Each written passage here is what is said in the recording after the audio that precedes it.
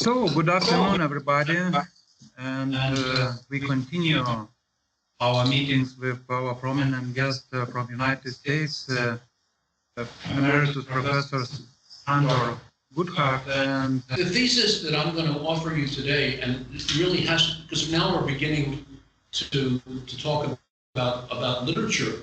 The thesis I want to offer you today is something like the following. We're going to look, when we look at literature, that literature is always, has been understood, and this comes from Aristotle, as a form of sacrificial behavior that is organized around sacrificial structuration.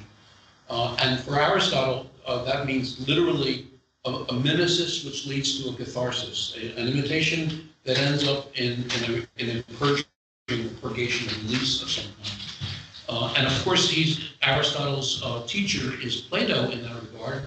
And so what Aristotle is doing is really kind of formalizing what Plato had noticed, which is that there's something of a runaway nature about tragedy. And Plato didn't want, Plato, as really the founder of philosophic thinking in the West, didn't want tragedy to be too much part of what was going on, because he felt that people would begin runaway imitation of each other, and that would create potential for violence. And so he wanted to get rid of it. And Aristotle said, well, if we keep it very formal and understand that it's an imitation that leads to a catharsis, we'd be okay. And we're kind of struggling ever since with that structure. But for Aristotle and for the historians of the Greek theater is itself, the theater of Dionysus is the origin, is a sacrificial origin, sacrificial structure. I just want to mention the ideas again. I passed over them very quickly, that and we're, because they're going to come up again when we talk about this. The ideas of Levinas that we highlighted last time was one, sociality, which he gets from Durkheim, among other places. Another one is the face-to-face, which he thinks of as a gateway to what he calls the infinite within the finite, the notion that he gets from Franz Rosens. A third idea would be, and this is really the most important idea for us in here, is responsibility for the other individual. You know, in French, you make a distinction between autrui and autre. Autre is the other, and for Levinas, it often means just the category of the non-self, the non-same. But autrui is the other individual, the voisin, the neighbor who's standing there next to me, who's doing the same thing that I'm doing. And also, we talked about the way in which the larger project of Levinas, the overall project of Levinas, he was asked in the very beginning of this book about the relationship to the Bible. He said, I'm translating Hebrew into Greek. And so he says these ideas are already available in the Bible and the Hebrew Bible, and then also in Christian text that appropriates as well the Hebrew Bible, and what I'm trying to do is make this biblical understanding translatable into the language of Greek, which is the language of Plato and Aristotle, and the language that we tend to speak in our philosophic way of talking. Okay, so let's move right away to the literature. And again, the thesis that I'm going to argue today, is that this sacrificial organization, which the Greeks and the historians of Greek culture see as really the foundation for the theater, and the anthropologists, and I'm thinking of Goodhart, I'm thinking to some extent of Durkheim, Emmanuel Durkheim, and Marcel Mauss, and Paul Lévi-Strauss. These are all people who have been engaged to some extent in similar ideas, but the emphasis on the sacrificial, it comes from René Girard. What I'm going to argue is that this sacrificial structure is breaking down. And it seems to me the emergence of modern culture is marked by the failure, not the success, but the failure of the sacrificial organization. And here I'm coming right directly into Girard, of scapegoat. He calls the scapegoat mechanism.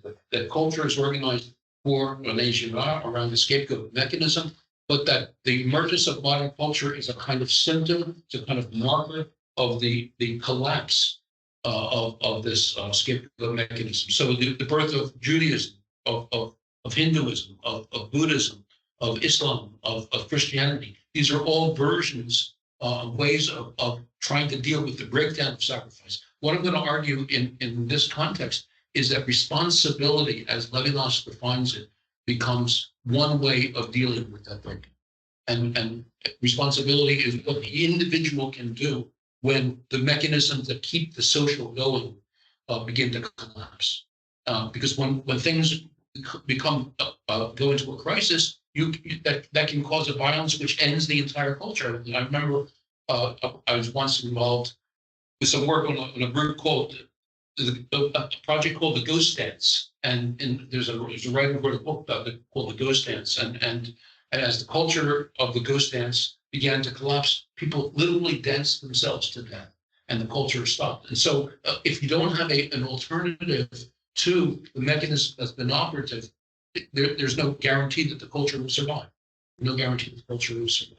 Cultures can make mistakes. I mean, I know that. I remember reading in Levi-Strauss, at one point he talks about how cultures there are cultures that were formed inside volcanoes that simply thought this is groovy to be living here, and the sounds that we hear are okay, but then one day when the volcano erupts unexpectedly, that culture goes away because there's no alternative. So cultures can make mistakes, and cultures can disappear as a result of that.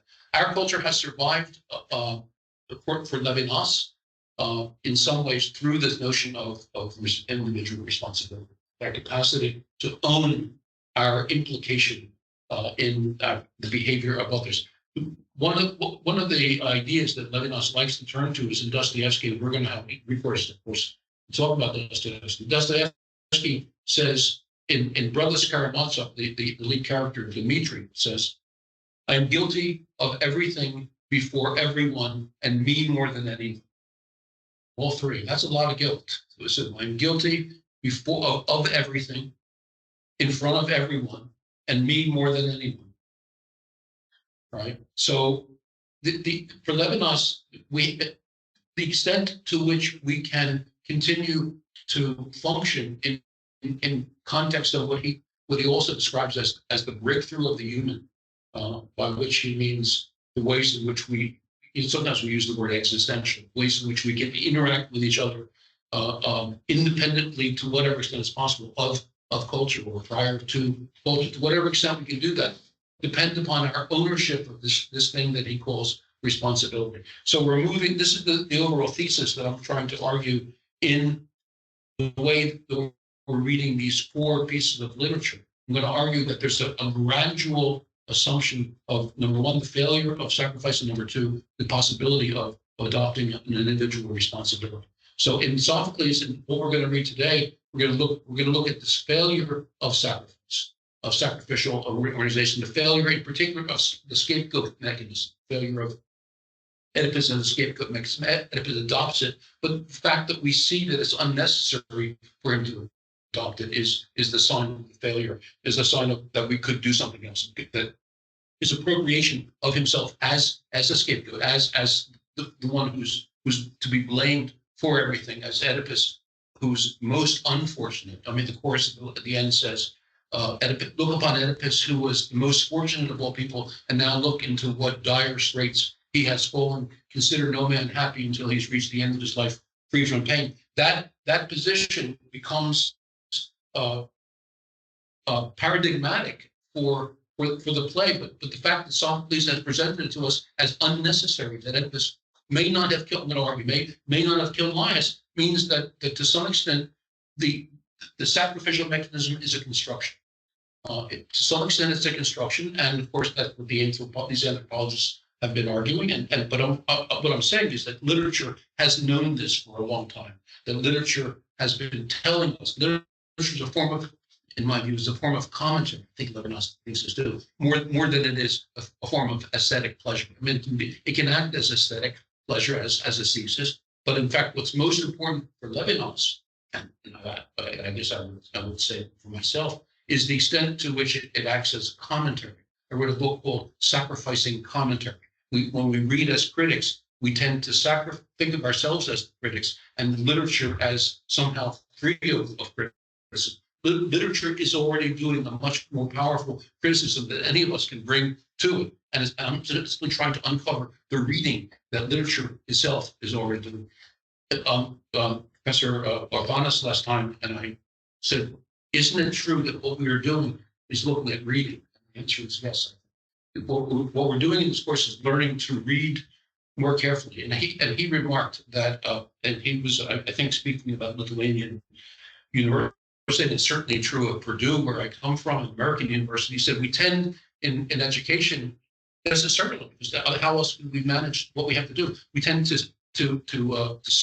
skip things, to what is the word? The skim over the surface of things, to surf over.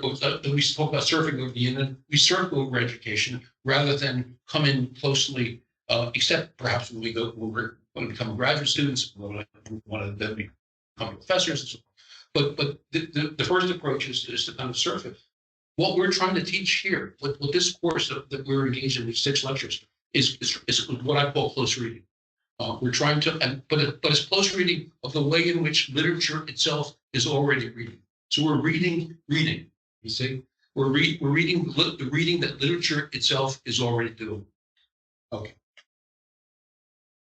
So at this point, I want to start turning directly to the text.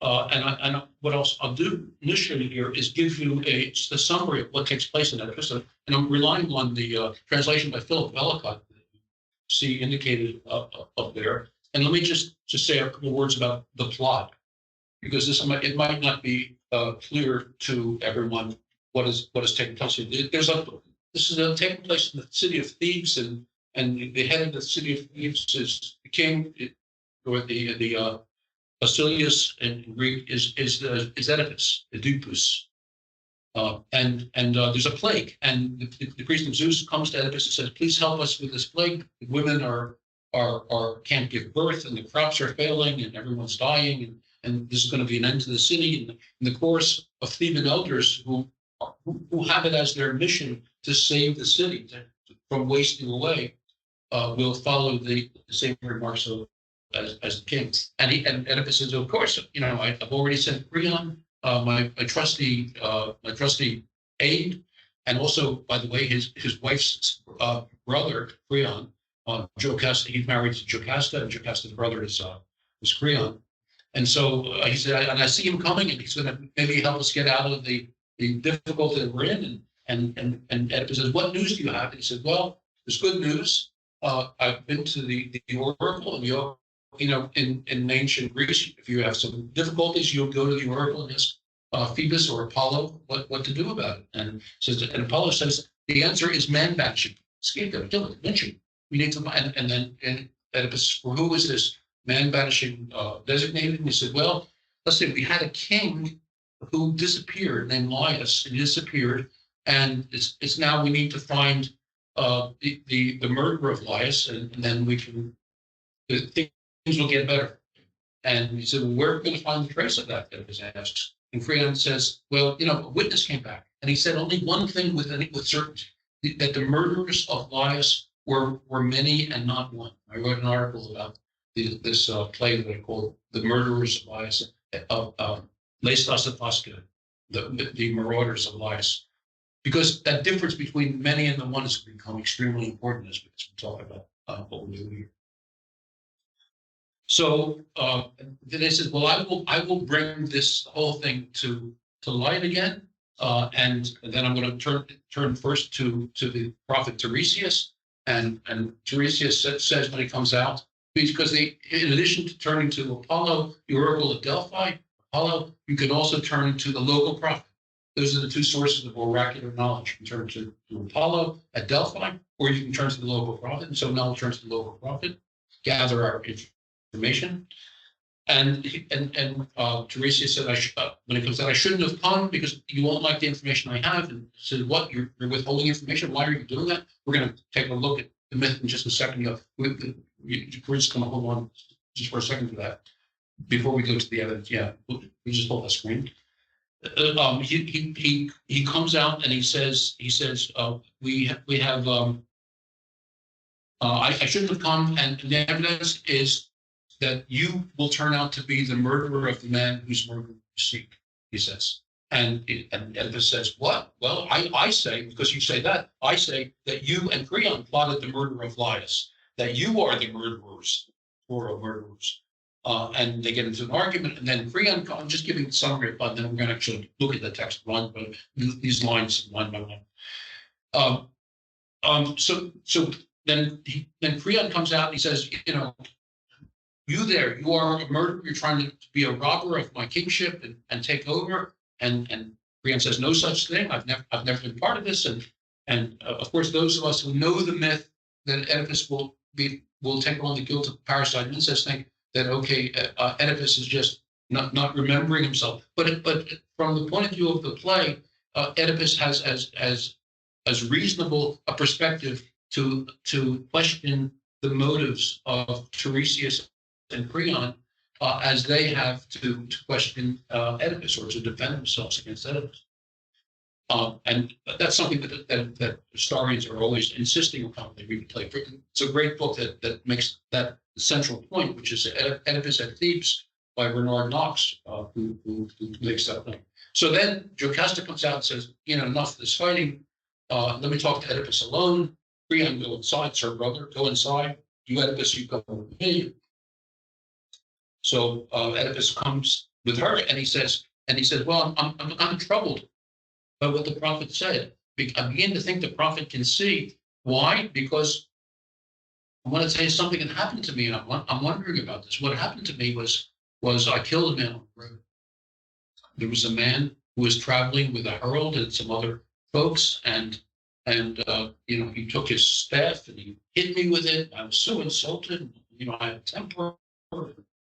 And so I got very angry and I killed him. I mean, if this happened to be the man Laius, then I've killed Laius. I killed the king. I'm guilty of regicide. Parricide is just don't come into it this way. Simply regicide. Guilty of regicide. She said, well, don't worry, because my child. There was a prophecy that said Laius would be killed by his son, but that child was sent away.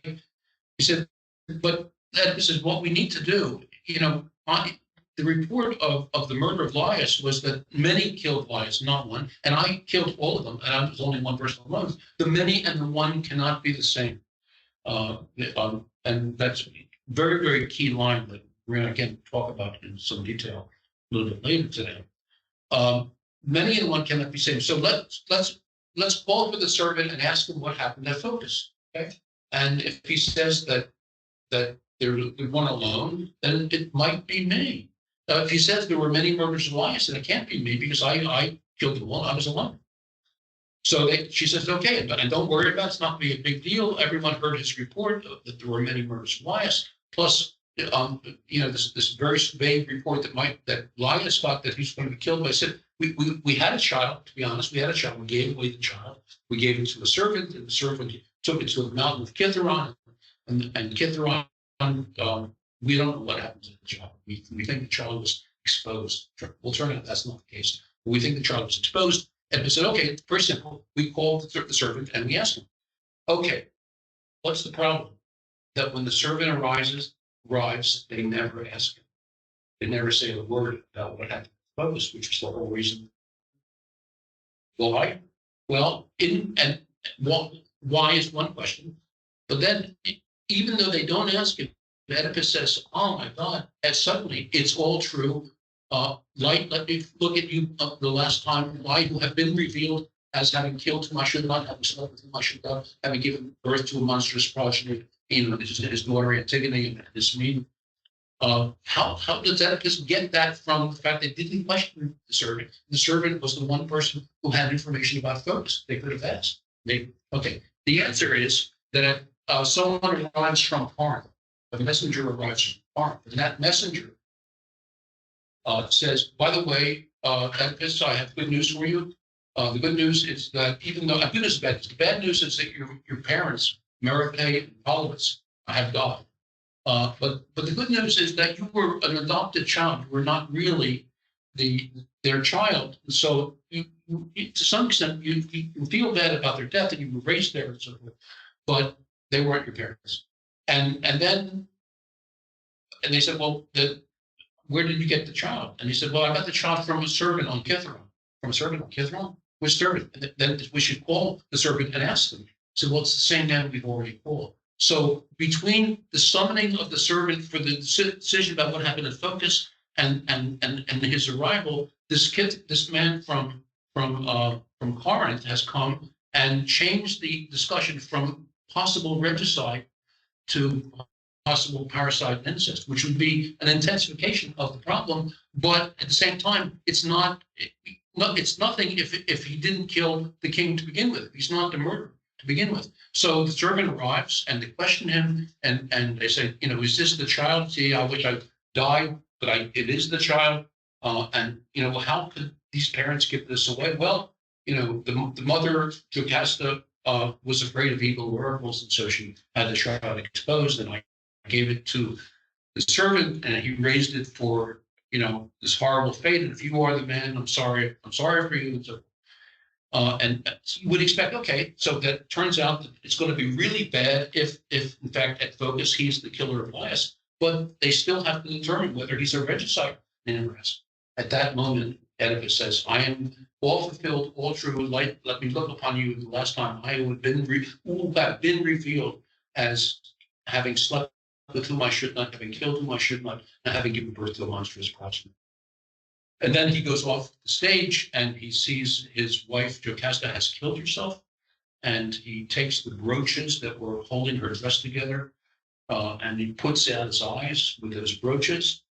And he comes out and he says, I put out the eyes that have seen what they should not have seen. In other words, it's self-mutilation, it's auto-mutilation. And the chorus and Creon, who has now taken over, are appalled at this, and he says, free me from this. And it's not clear whether Creon's going to let him go. I mean, put me out of the city, put me into exile. I need to leave. It's not clear from the end of the play what happens to Oedipus. Later on, when he does, if we read Antigone, which we actually think was written before this play, there's a different ending. Oedipus, what the events are described in Antigone, even though the play was written earlier than Oedipus Tyrannus, it describes events that are subsequent to Oedipus Tyrannus, and they're described somewhat differently. But the play ends, and then the chorus says, having you, Oedipus, as our example, as the one who stands for many. So you hear the difference between the many and the one cannot be the same. But there is one instance in which the many and the one can be the same, which is the instance of substitution, when the one substitutes for the many in the notion of example. The word in Greek is paradigma. And paradigma means that which shines out. A paradigmata is something that shines. We have the word paradigm in English that comes from the word paradigm, that which stands out. It's sometimes translated, often translated as example. Having you, Oedipus, as our example. Well, what is the one that stands for many? It's the scale.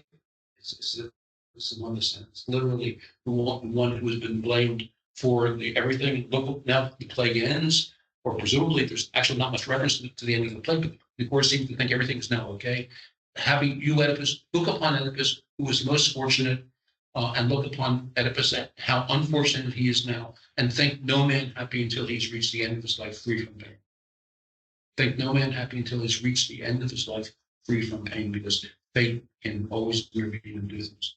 Okay, so that gives you the context for it, and I want to now do a little bit of close reading with you.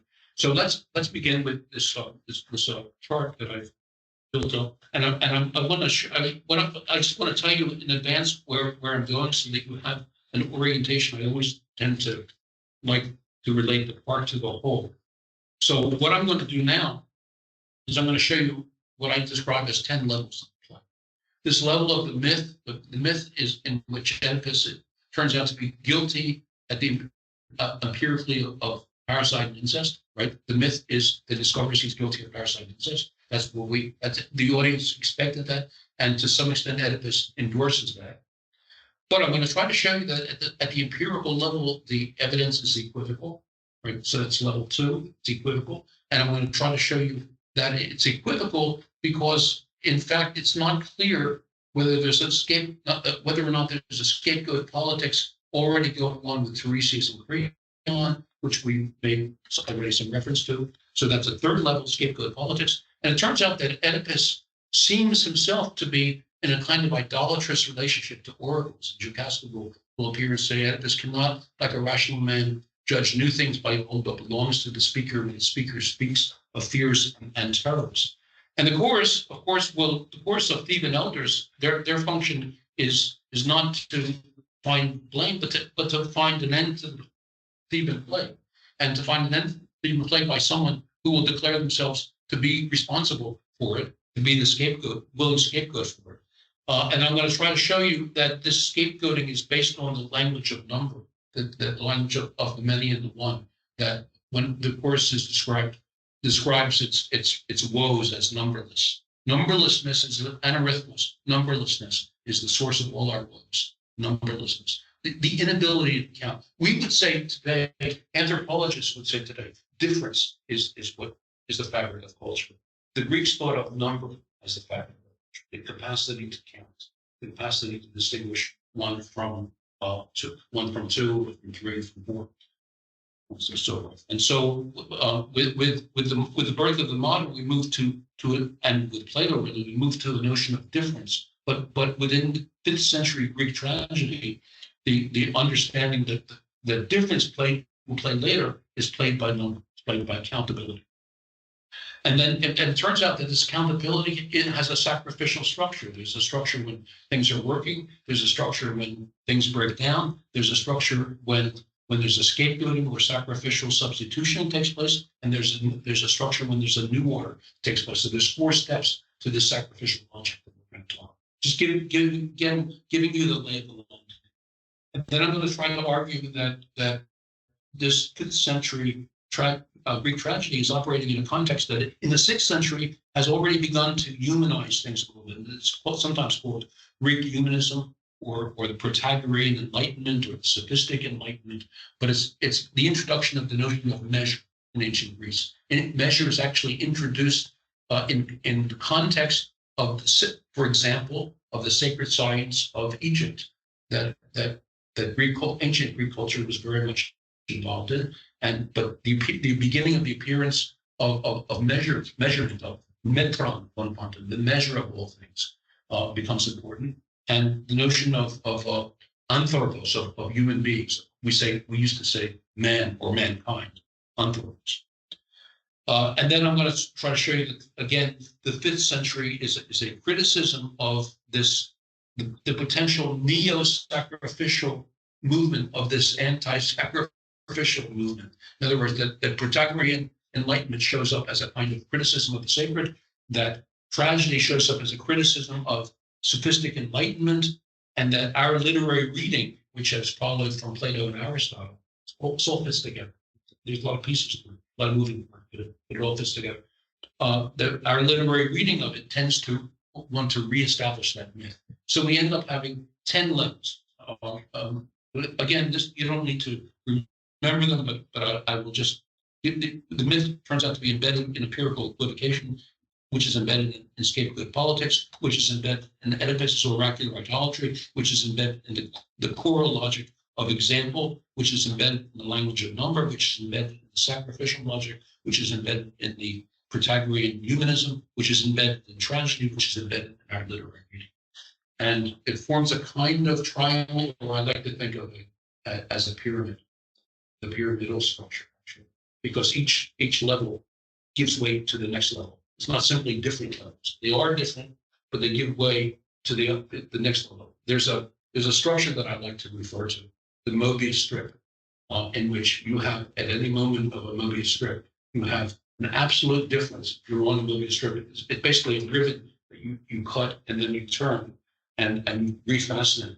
And at any moment of this refastened, cut and refastened ribbon, you have what looks like one side and another side.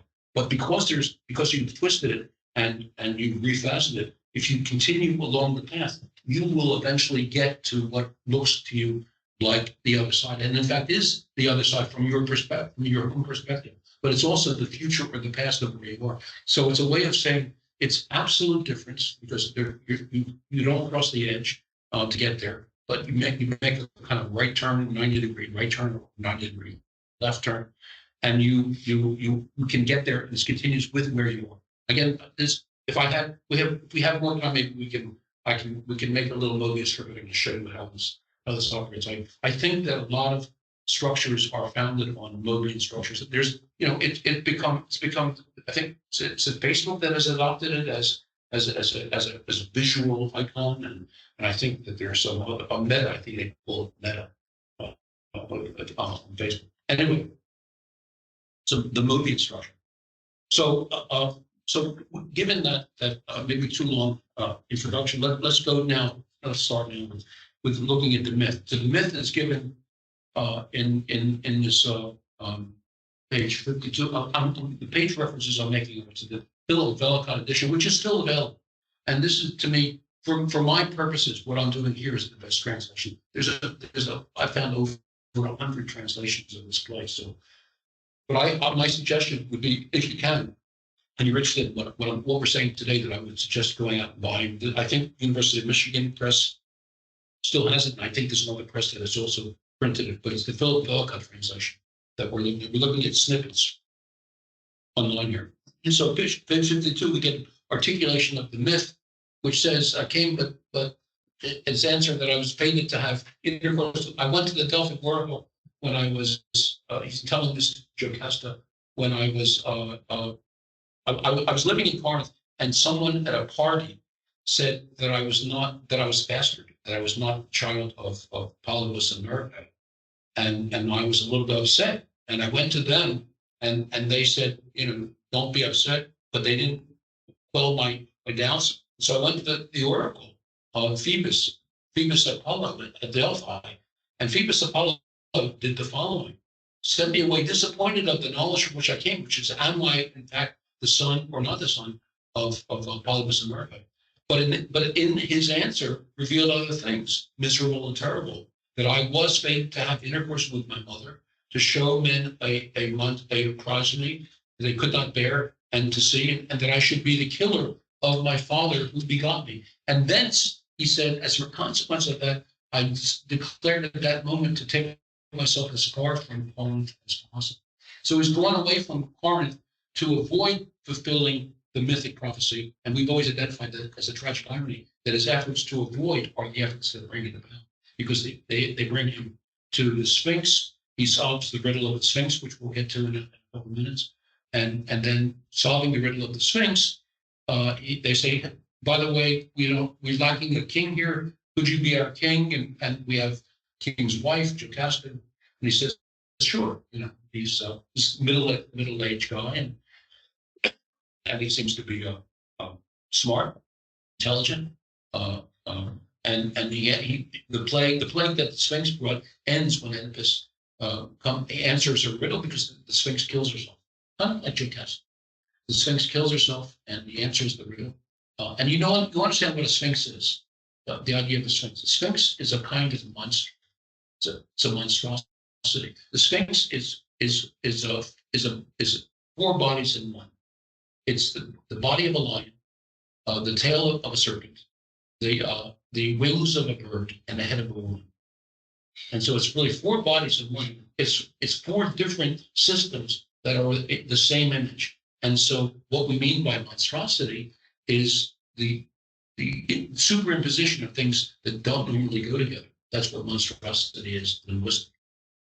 How we understand it. So she's a monster, but then she asks the riddle: what is four-footed and two-footed and three-footed, and speaks with a single voice, and is most fast when it's most slow? How can that be? And he answers, anthropos, human beings, mankind, because he says mankind is four-footed as a child, infant, crawling, the child, then two-footed, going through life, and then three-footed with a cane, and it's the same individual throughout the entire thing. But the riddle is what is 4 and 2 and 3 and 1 at the same time. It's not what is man in the beginning. It's not asking for a diachrony. It's not asking for a temporality. It's asking for what violates spatiality, what violates many in the one. And what's interesting is that Oedipus's name is Oedipus. In Greek, we transliterate it as Oidipous, which means swollen foot, or it also means two-footed, because dipus means two-footed. So it means swollen foot. So there's something wrong. It's foot and not foot. It's swollen. There's something bizarre about it. Or sometimes they say monster. That's the name of it. Okay, so that's the myth, and the foundation for everything I'm saying, I think I've already made clear to you. I'm just going to try to show you how it operates in the text now. Then when the servant comes by, when Creon comes back from Thebes, from the oracle, and Oedipus says, "So what did the oracle say?" He's responding to the request from the priest of Zeus. The oracle says, bandits. Let's turn now to this is the evidence for crime. This will be page 8 to 10, lines 121. The witness. There we go. And so it says, so the bandits fell in with them and killed them not with a single strength, but with a large number of hands. Right? See that there, witness. Creon says the witness, and then Oedipus turns to the chorus and says, do you have any information about this? And the chorus says, well, the witness came back and said there were certain travelers, would be on page 18 now, or page 18, and the chorus says there are certain travelers that were of what reports are these? That have been killed by certain travelers. And then it comes to Tiresias on page 22. Page 22, get to Tiresias, and Tiresias says around line 352. Is it true? I bid you abide by the proclamation which you have made. Because Oedipus says, if anyone houses the killer, he's to be the person. He's going to be designated as the person to be exiled and thrown out of the land. And Tiresias now says, is that true? I bid you to abide by the proclamation which you have made, and from today on to speak neither to these men or to me, being yourself the unholy polluter of this land, being yourself the unholy polluter of this land. In other words, and then on 24, he says it again around line 362. I will say again, I have something else to say. Say whatever you want to say, Oedipus says. And he says, I say that you are in fact the killer of the man whose killer you are seeking. I mean, it's very clear that from Tiresias' point of view, Oedipus is the key. In other words, if we adopt the myth is the myth of Tiresias, right? So we can say that the Oedipus myth is articulated by Tiresias. But is Tiresias have the truth of Sophocles? Or is Tiresias simply a practicing mantic, a practicing prophet, who is no more necessarily the truth than simply his prophetic understanding of things? That is, in fact, what the chorus will say when we later on come to the chorus, which was on page 32, around, I guess, on line 500 to 510, page 32. I'm skipping one here. We'll come back to it. Page 32, who is the man, right? Who is the man whom the divine voice from the Delphic rock has spoken? And around I guess line 500, I'm sorry. So, well, Zeus and Apollo certainly are intelligent and are cognizant of mortal affairs, but that any prophet, like Tiresias, who is a man, achieves more than I do, there's no clear decision. So the chorus does, he says this and he claims that you are the polluter, but that's just one man saying it. And, your point of view, Oedipus, and Tiresias and Creon may have been part of it, is equally valid. So we have two different Oedipus myths, so to speak. We have the Oedipus myth that Oedipus is alone guilty of parricide and incest. We have the Oedipus myth that in fact, the murderers of Laius are Tiresias and Creon, and perhaps Juliasta. But they're vying myths. And what is interesting to me is that Sophocles won't resolve that myth. and say which one it is. He will say you have two competing myths, each one which is skillful, and each one has the potential for being true. When I read an article, and I happened to put this out in an article, and people said, "Oh, Goodhart is saying that is undecidable." People were reading Jacques Derrida, and they're saying it's undecidable, and it's not necessarily undecidable. Sophocles may have an idea of what he wants to say happened, but he's withholding it in order to show us the appropriative nature of the mythic guilt.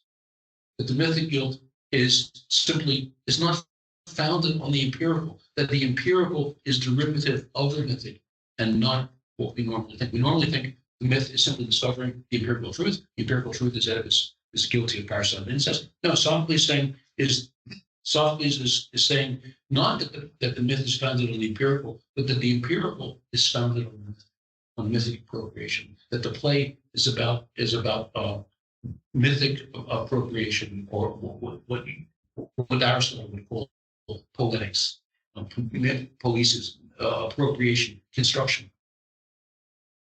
Okay. And then Tiresias, left this out, but on page 30, we can go back for a second to page 30. Tiresias says, "You are guilty of parricide and incest." This is in lines 450 to lines 460. Page 30, lines 450. This man's here. The man who's guilty will be shown to be a native Theban. He will not be pleased at the crime. Blinded for seeing a beggar instead of rich, he shall journey to a strange land, feeling that ground before him with a stick, and he shall be revealed as being at once brother and father to his own children, from whom he lives, and a son and husband of the woman from whom he was born, and of his father, both successor and killer. So go in now and think this out, and if you find me wrong, then say I have no understanding of the process. So he's giving what we understand as the myth of Oedipus comes from Tiresias. He's articulating this point of view. But I told you that Oedipus has a kind of penchant. We're going to see this in a moment for the oracular. And so when Oedipus hears this, he can't entirely dismiss it. But before we get to that, I want to just point out what Oedipus says to Jocasta. So he's bothered by this, and the court says no man has the truth any more than I do. And on page 46, Jocasta will say that an oracle once came to Linus. So on page 46 of our translation, an oracle came to Linus once that he was going to be murdered by bandits. This would be around lines 710.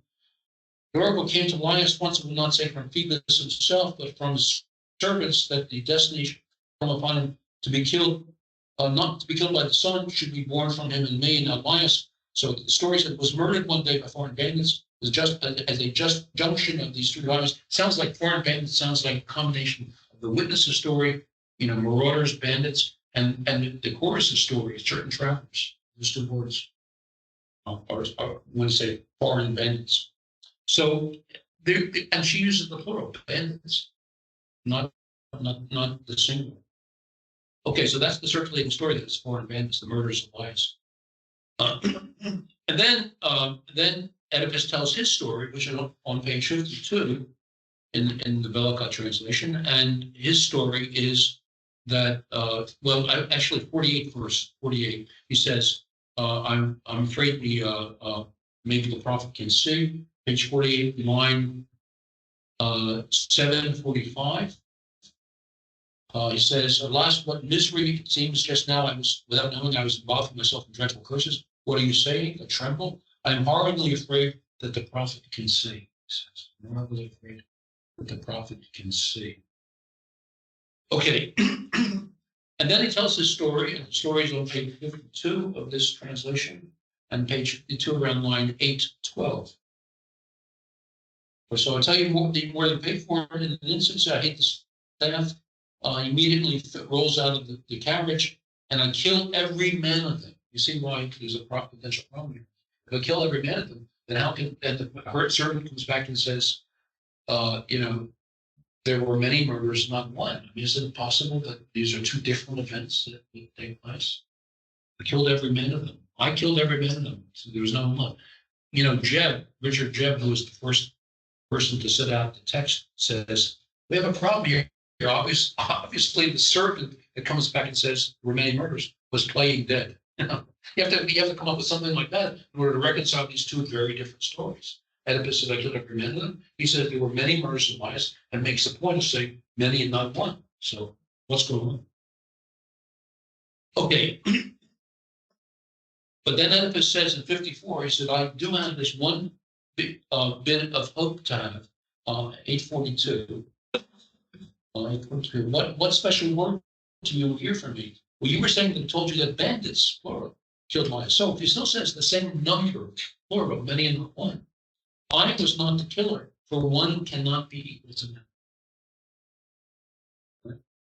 But if he speaks of one lone traveler, then plainly the guilt of the inclined, doesn't mean I'm guilty, but it looks like me, inclines to, points to me. And then she said, well, don't worry, my husband, because be assured, this is how the report was given out. He's not going to, everyone heard it. And if he changed it now, they know that was not his initial report. And so what we need to do is just send for the child. Let's send, Oedipus says, you judge well, we'll send for the child and ask him. Okay. Now, but Oedipus thinks there's an intrigue at court going on. So just to very briefly, and of course, like we said, when he actually shows up, they never ask him because it's going to be only the concern with parricide and incest and not with regicide. So the issue of focus never comes up. So what we have to ask ourselves is if the empirical evidence is equivocal, then what are the other possibilities? The other possibility is that Creon and Tiresias may have had something to do with it. And again, as I said, Bernard Knox assures us, and he was like the head of at New York University, the head of Greek studies, and very distinguished professor, and wrote a Philly book that everyone prizes with Oedipus and Thebes, saying that that kind of intrigue at court would be the first thing one would suspect. Not that there were some marauders on the road that murdered Bias, but the first thing one would think is that there was some kind of intrigue at court that created the possibility of it being murdered. So he makes it much more plausible that Oedipus, what the view that Oedipus first has. So just very quickly, how are you in time also? We've got plenty of time. Just 1 hour. Okay, great. I'm going to just take a bit of water here first. You all doing okay? We can't hear too much from the people who are there, but are you guys doing okay? Yes, a lot to take in. It's very complex and really a lot to get on. I'm sorry about that. There's no other way to. We can talk articulate some questions. Okay, so just very, very briefly, the intrigue at court. Oedipus suspects there may have been money from the city that wrote all this poem. This is on page 10. Page 10. Page 10 here. Here we go.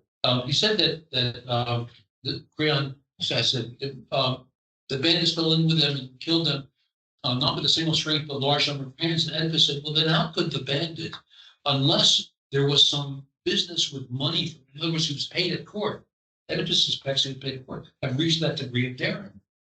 Who would have tried to do that, with a whole retinue of people, unless there was some money involved. Secondly, Oedipus says on page 10, if that's the case, he's beginning to suspect that maybe they were against Linus. Maybe they'd be against me. Maybe that's what's really going on. And the priest of Zeus said, I need to be equal to what I once was. What I need to be equal to what I once was. Okay, but what if they're acting against me at the same time, the way they acted against Linus? So he says in page 10, 135 to 40, I will again bring these things to light. For worthily did Phoebus, worthily did sound like Anthony and Cleopatra. We're all worthy men. Worthily did Phoebus and worthily did you exert this care, which Oedipus says is not care, on behalf of the dead man. So you shall find me too an outline, just as seeking vengeance for the land and for the God at the same time. For we have no distant friend, but myself on my own behalf I shall dispel this. For whoever was the killer of Elias might wish to take vengeance on me with similar violence. And so he's very clear in his motivation. It's not made up. This is not a guilt thing necessarily. It could be that he's accurately perceiving the potential of his own destruction at the court if, in fact, he thinks Elias was killed by these people at court. Another indication of this on page 16, line 264. 16, line 264. He says, I'm going to act as if, okay, I will, right, because of these things, I will undertake this fight in Elias's behalf as if he had been my father. You know, it doesn't mean he is the father, but he's willing to act as if he's the father because in some sense, he's the predecessor.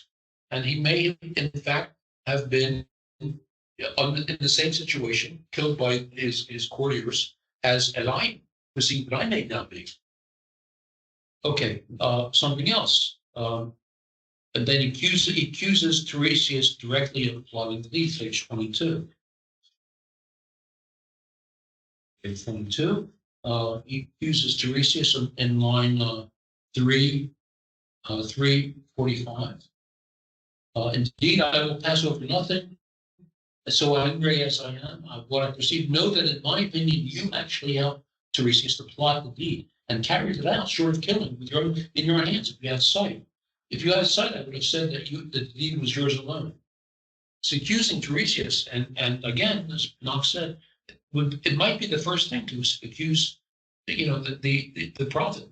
We read through the prophet, but we don't have to read through the prophet. Could have been regarded as entirely corrupt and said that's a very common understanding of what happens with these guys who are kind of false prophets who say, here's what we need to do. Don't worry about the oracle. I know better than the oracle. Okay, so that's on page 22, and then we turn to page 28, where the chorus, as I pointed out before, says both this man's words and page 28, this is line 404, page 28. Both, in our opinion, both this man's words and your words, Oedipus, seem to have been spoken in anger. And so the chorus is not convinced that Tiresias has the truth.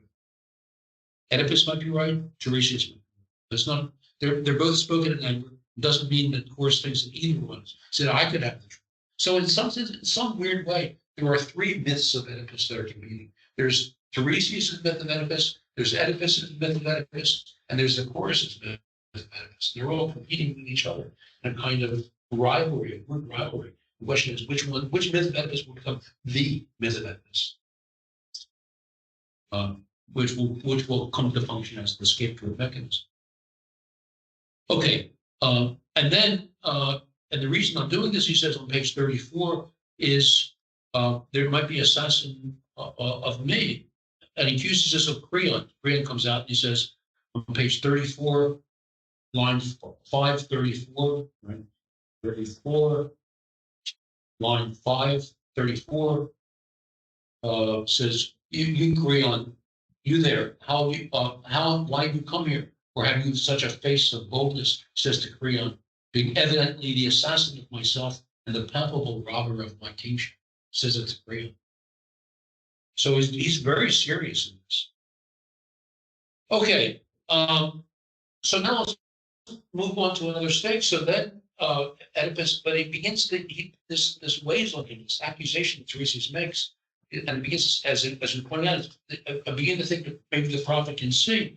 And so he turns to Jocasta on page 48, and in line 747, says, I'm heartily afraid that the prophet can see, but I will show you more exactly if you tell me one further thing. And what's the thing? And was he traveling alone or with a small party? There were 5 in all. And among them was a herald and a coach. 5 people. It is strange that he killed all of them, But Verban said that the only one would make perfect sense that the witness came back and said the murders were many and not one, because there were five of us. We were all five killed by one God. You know, maybe there were two events. Maybe Sophocles is genuinely imagining the possibility of two events. The point is not what really happened. That's not the point. The point is that whatever happened, Oedipus adopts a point of view and adopts that as truth. And so he bases the empirical truth upon his mythic adoption and not the reverse. He's not deriving his mythic adoption from the empirical. He's founding the empirical on his mythic adoption. He's choosing to adopt a perspective, and then from that perspective derive what happened. So the truth is really the truth of the myth, the extension of the myth, and not an empirical truth independently of the myth that's discovered independently of his appropriation. This is a play about appropriation, about Sophocles criticizing Oedipus's appropriation of the myth and our critical thinking of the, because we do the same thing in criticism. We take the Oedipus myth and we reinvent the Oedipus myth. And Jocasta makes this very clear when she talks to the chorus. She comes out on page 58 in the Vellacott translation, and she says around line 910 to line 24, she comes out and says, "Lords of Thebes," the chorus is talking. She comes out and she speaks to the Lords of Thebes. "The thought has occurred to me to visit as a suppliant the temples of the gods, taking in my hands garlands and incense offerings. Because Oedipus excites his spirit too high with distresses of all kind, and does not, like a rational man, judge new things by old, but by swayed by the speaker if the speaker speaks of fears and terrors like that. Fears and terrors." In other words, Oedipus is a kind of idolater or oracular language. And we saw that when we noticed that Oedipus went to the Delphic, initially goes to the Delphic oracle, and the oracle says you were fated to kill your father, marry your mother, give birth to a monstrous progeny. And what does Oedipus do? I left Corinth in order to never see fulfilled my evil wills. I mean, he has no basis to think that the oracle is absolutely true, but he decides that it is, and he regulates his life on the basis of that oracular formula. So to some extent, to some limited extent, we could say Oedipus is kind of engaged in oracular idolatry.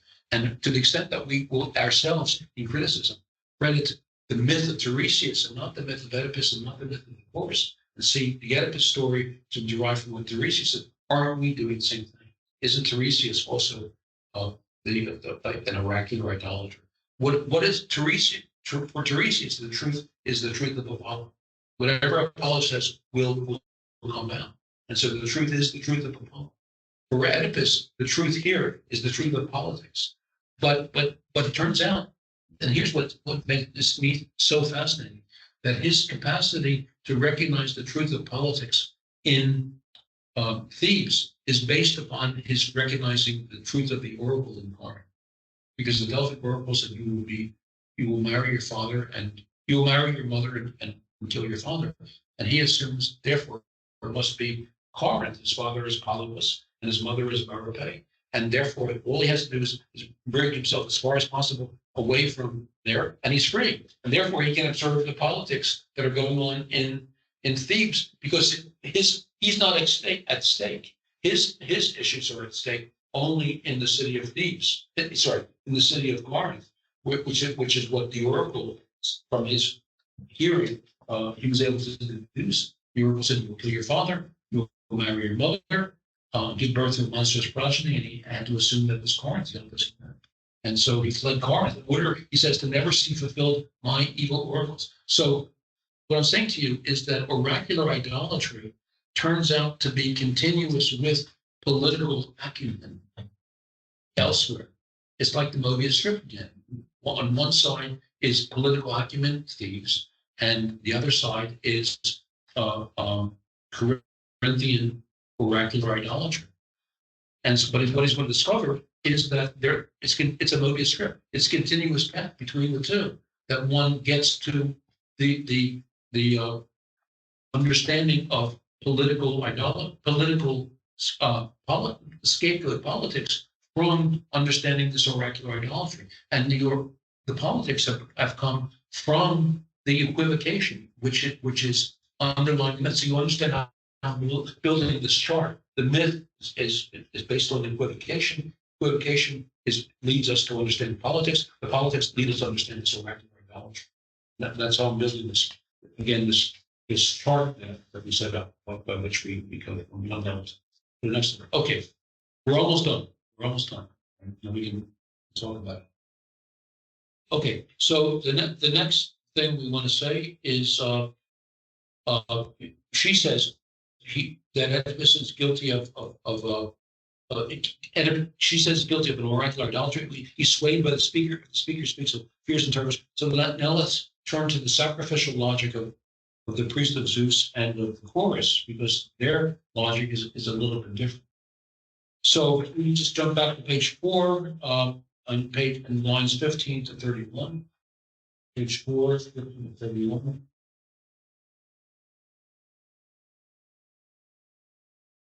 On page 4.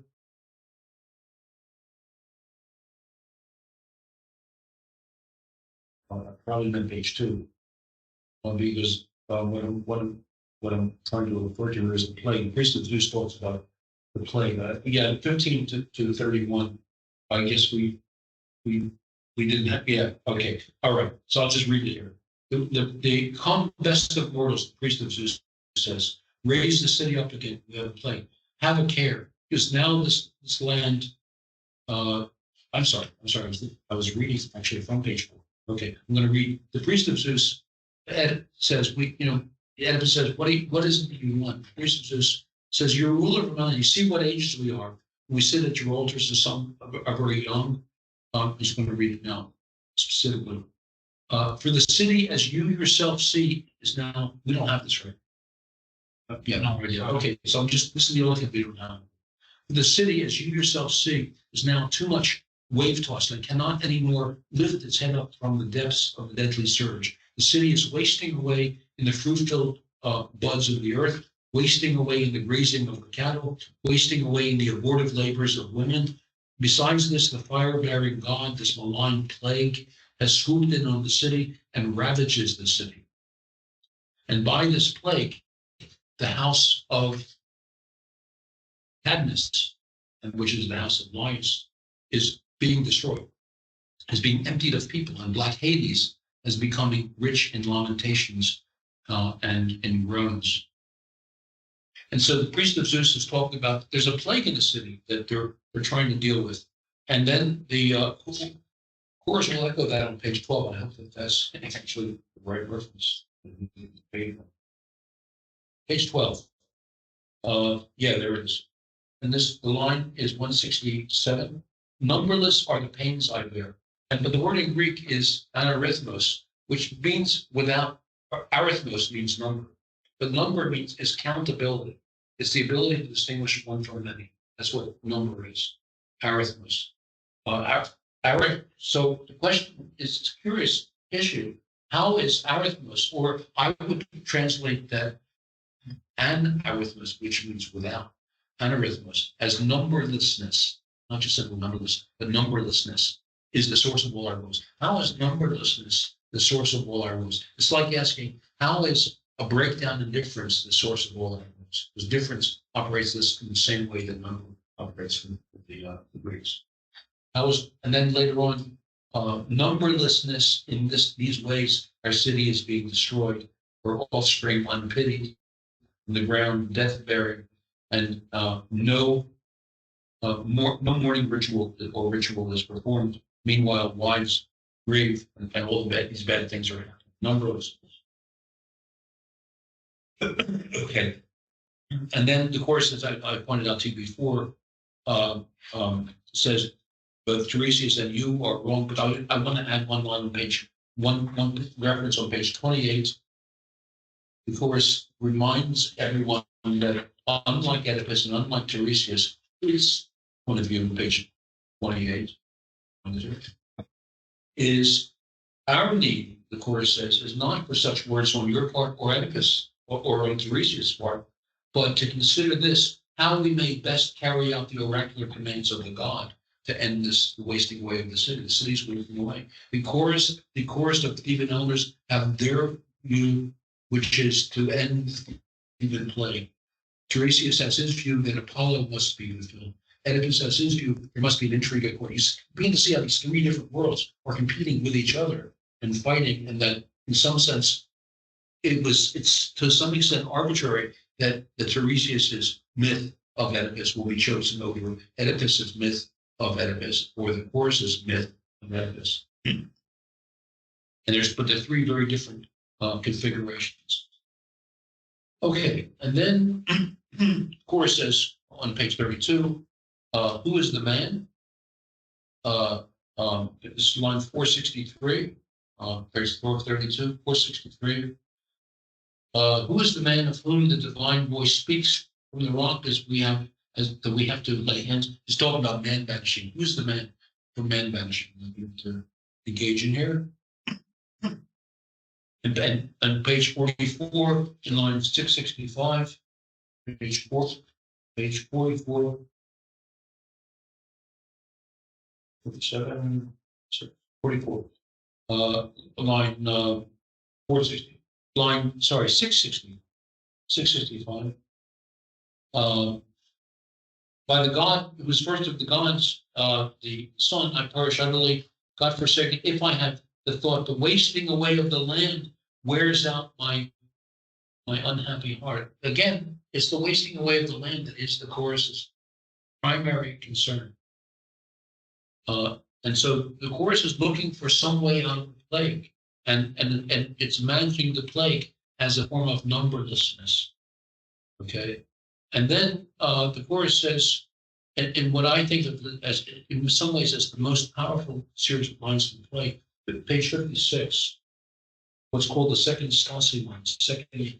The play is the Greek plays are always divided into 4 agons. An agon is a battle between 2 forces. There's the first agon, second agon, third agon, fourth agon. But each agon ends with a choral song. So first agon, first Stasi. Second agon, second Stasi. Third agon, third Stasi. Fourth agon. Then there's also something at the beginning of the play, there's something at the end of the play, which also has 2 parts. Always has deepens 2 parts. There's the prologue and the parricide, and then there's the Exodus and then the final song, or the epilogue and the Exodus. But this is with the second Stasi one, so it's right smack dab in the middle of the play. And the speech is on page 56. I'm going to get to this. So page 56. So if you don't mind, I'm just going to be able to read. The course says, we have it in front of us. Just take a look at it. May my portion still always be to win that prize, namely reverent purity. You understand, winning that prize is a competition. Greeks thought of life, the Greeks invented athletics in our culture. And that's where our sense of athletics come from. And so they thought of, but the athletics were always in the context of the gods. And so my portion, my allotment, what it is that I get as my moira, may still and always be to win that prize, namely reverent purity from all words and deeds concerning which the divine laws are established for us. His laws are lofty, they're forgotten in heaven. They live on Olympus alone, where the gods live. But but arrogance, the breaking of laws, arrogance begets tyrants. Hubris putue Tyrannus in Greek. Arrogance, if it be surfeited to no good end with many things, brings about those on the topmost ramparts plunge to the most high, become the most low, most miserable straits, where no service of the foot. See the service of the foot. Deepos, remember the riddle. Deepos, the foot, who's can serve, and that is enough. But that struggle, everything in life for the Greeks is a struggle. It's about struggle. You struggle in athletics. You struggle to get through life. You're struggling to be good, to avoid arrogance, and so forth. I pray that the God that struggle for the God I pray never end. The God I will not cease to hold as our defender. That should be the end of the story. That's just a kind of a standard canned presentation, but there's something else. Of course, there's something that's wrong here, something that's gone wrong beyond that story. But if a man walks haughtily in deed or word, with no fear of judgment, not reverencing gods, may an evil portion destroy him because of his ill-fated self-indulgence. As if maybe something like that is happening. Maybe it's not simply that, everyone's kind of knows what they should be doing, but they're not doing it specifically, and nothing is happening to it. And in fact, it's going to be prized. What they're turning against the laws is actually going to be prized. So there's a kind of a breakdown of the laws, kind of a crisis. If an ill-fated self-indulgence, if this man will not gain his profit justly and keep himself from impious acts, or if he will, in his folly, touch things that are untouchable, like your wife, sexually, like as if the course is beginning to suspect something like that is going on. There's boundary issues that are being raised here. When a man in such circumstances, what man in such circumstances can ever boast again that he repels from his life the arrows of God, the arrows that are always bring misfortune? For if actions of this kind are held in honor, why should I dance? That's extreme.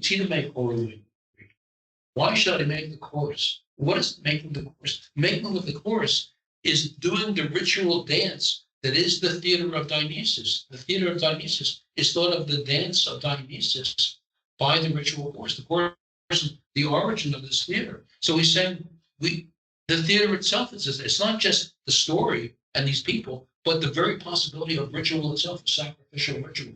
There's a sacrificial crisis going on. There's a breakdown of ritualistic. And then it doesn't stop here. No, if that's the case, no more will I go as a worshiper to the inviolate navel of it. I'm not going to go anymore. I'm not going to do religion anymore. Or to the temple at Athens, or to Olympia, which is where the gods are. If these things shall not fit, so that all men point at them with the hand. What is the situation in which all men pointing with the hands? Scapegoating. That's precisely we all pointed this. It's a lynching.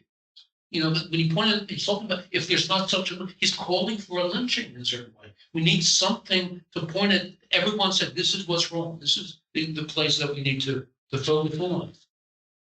Therefore, O Almighty, if you are rightly so called Zeus, and maybe you're not rightly so called Zeus, but if you are rightly called Zeus, the other translations don't actually make this set, but this is very literal for what the Greek is, and very close to the Greek. That's why I like this translation so much. Therefore, O Almighty, if you are rightly so called Zeus, ruling all things, let not these things be hidden from you and your ever undying rule. For the old prophecies of Linus are fading. The old prophecies of Linus are fading, and people now exclude them from consideration.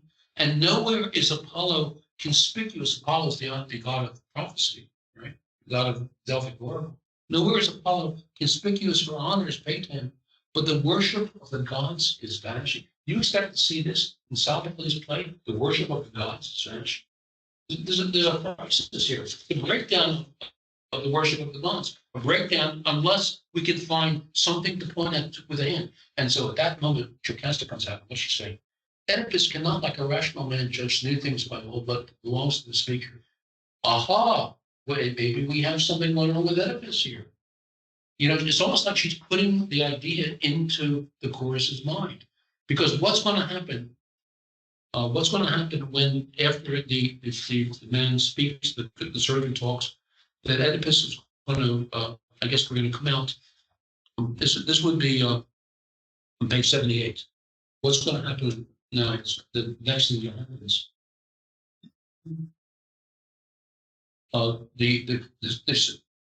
the servant comes and the servant says, they don't question the focus, but the servant says, don't worry about it. The Corinthian says, don't worry about Merpe and Polypus. And the servant comes on and says, I got the child. I wish I didn't, but I got the child. I gave it to this man. He took it away. I'm sorry, but, maybe fate, maybe if you are the man, I fear for you. And then Oedipus says, where did you get it? The child was said to be shepherd. This is on page 76. I don't know if we have this or not, but I think I'm just backing up a little bit. The shepherd says, the servant says, I got it from, did you, said what? All right. The child was said to be Laius's, but your wife indoors could best tell the truth of the matter. Oedipus says, what, did my wife give to you? Yes. For what purpose? That I should destroy him. The shepherd says, she, its mother, had the heart to destroy him. And the shepherd says, she's afraid of evil oracles, that she was already an oracular and bound in a certain way. What oracles? And the shepherd said, it was said that the child would kill his father. And then how did you come to give it to the old man? I was sorry for it, master. I thought he would take it away to another country, but where he came from. But he saved her for the most dreadful destiny. For if you are that man, he says you are, know that you were born to misery. And Oedipus, without questioning focus, without asking anything, not a single word, about whether there were many or one murder, many or single murder at focus, says, all, alas, alas, all true, all fulfilled. Light, let me look on you now for the last time. I who have been revealed as born from whom I ought not to have been born, associating with whom I ought not, and having killed whom I should not. He appropriates it independently of any evidence about focus whatsoever. There's no discussion what happened to focus, which was the primary reason for which this shepherd or servant was brought on. And what does the chorus say in its response? O generations of men, how I number you as living a life equal to nothing. Bernard Knox writes, he says, the chorus has learned to count. He was saying numberlessness is the source of all our woes. Suddenly the chorus now can count. There's not numberlessness, but number. And what is number? You were equal to nothing. So nothing can be equal to something. And then I found Jakob Klein, mathematician, says you can only have one and many distinguishable from each other if, in fact, at some level, they're also substitutable for each other. And so, and the notion of nothing in algebra, I understand, can be that means by which something can be both there and not there. So it's both a number and not a number in algebraic form. They're equal to nothing. So, but then look at how the course follows. For who wins more of happiness than so much as to seem? And having seemed to decline away, indeed, having you, Oedipus, now as a substitute, as a one that stands for me, as an example. The word in Greek is paradigmata, which means paradigm, having you as our paradigm. What is a paradigma? Paradigma is something that shines. Dagma means to shine. And a degma means to shine out. And a paradigm is to shine around, to shine out. Having you as your example, well, why is that important? Because the one case in which the many and the one can be the same is in substitution of the one for the many. But the idea of the example is precisely the one case in which the many and the one can be the same. That's precisely what we mean by the many and one substitution, sacrificial substitution. So the play is at the logic of sacrifice. So what that brings us to is what I want to just spend a little bit of time on, then this will be how we bring everything to a close. We've said sacrificial language of number is numberlessness, and then Oedipus insists on the one and the many not being the same. Now we're finding out that our example, paradigmata, is at stake here. And then he says, I count you equal to nothing, or substitution. This is Oedipus. Then the chorus would say, this is Oedipus, the lesson and power of the gods in human affairs. So what we've seen is that the myth is founded on the empirical equivocation.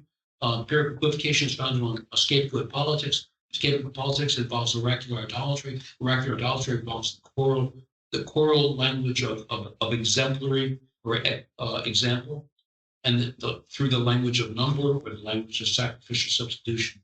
And so here's where I want to introduce this anthropological argument. And the particular anthropology I'm referring to here is René Girard, the book called Violence and the Sacred. And he argues that all sacrificial process has four 4 stages. There's a stage of differentiation. There's a stage where the assertion of difference actually compounds the problem rather than resolves it. If things are working, Oedipus says, "You are the priest, or you are the prophet, and I am the king." And Tiresias says, "Yes, you are the king, and everything's fine. Difference, functions, normal, separation, boundary, limitation." But what happens when they get into an argument? It says, I shouldn't have come. What, you're resigning your position? Then I say that you were the one who caused the problem, Oedipus says to Tiresias. So the assertion of difference actually creates the problem or compounds the problem. And so its difference becomes the crisis of difference or the breakdown of difference through its own assertion, not through something breaking it from the outside or through something breaking it from the inside, but through its very assertion and the fact that it's no longer efficacious. It's no longer able to organize things. So difference, and then the word Goodhart uses is undifferentiation, which doesn't exist in the French, but it's a kind of monstrosity word, where it's undifferentiation. And then what happens? That there's a third stage. The third stage is when this undifferentiation spreads, and there's not only 2 myths of Oedipus, now 3, the chorus, and Tiresias and Creon, and Tiresias. Then suddenly something happens that is so traumatic that someone appropriates or someone does something that the entire community can point out with a hand. There's a lynching of some kind that takes place. Either a self-lynching, as in this case, or the crowd finds someone who's arbitrarily hanging out. There's a very famous story, I think, by Faulkner called Dry September, which argues that exactly this system. There's a black man that has to be living at home there. These southern white guys are standing around talking about, this is from the story in Dry September, standing around talking about how bad things are, and that maybe there was a white woman who was raped, and someone said, "Well, why is old Joe here?" I'm not making up names here. Why isn't old Joe here? Well, maybe he's not here because maybe he did it. The crowd, they're getting more and more riled up, and they go and they lynch old Joe. They kill old Joe for doing this. And then the story ends. In other words, this is a culture may have its origins in lynching, in collective. This is Goodhart's theory. This is Goodhart's theory. The culture itself may originate as the humanoid response of the primate groups that survived by virtue of killing them.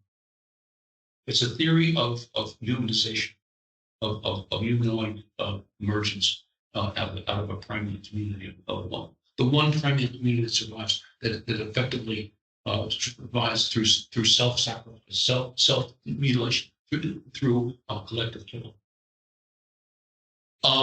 And that the modern world is simply the breakdown of that mechanism. All right, so that there's a substitution. What happens at the substitution? What happens after the lynching? Everyone looks around, and everyone's accusing. We've approached the war of all against all. Someone gets killed, and then suddenly the violence stops. That's the first distinction: is violence, peace now, and violence a moment ago.